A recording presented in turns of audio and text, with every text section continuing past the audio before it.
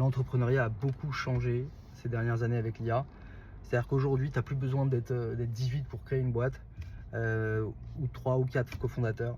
Tu n'as pas besoin de beaucoup d'argent pour lancer. Tu n'as pas besoin de... il y a plein de trucs qui sont différents. Et moi, je recommande d'être 2 pour fonder une boîte aujourd'hui.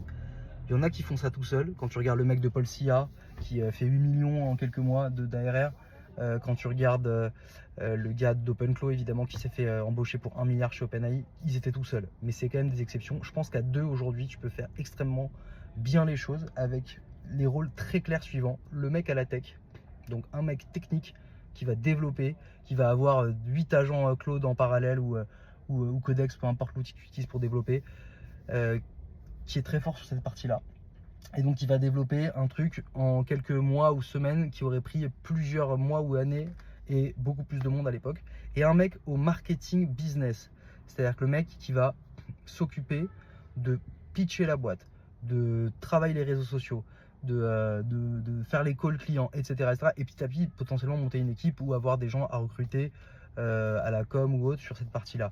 Mais il faut aussi, enfin voilà, c'est toute la partie gros hacker en fait, la partie marketing, mais presque technique aussi. Donc ces 2 profils-là permettent de monter aujourd'hui n'importe quelle boîte qui peut faire plus d'1 million à l'année assez rapidement. Donc il faut bien s'entourer. Moi je compte monter un incubateur par rapport à ça, donc IA First. J'ai déjà des profils en tête pour lancer les premières idées. Je suis en train potentiellement de lever des fonds sur ce projet-là. Je vous en dirai bientôt un peu plus.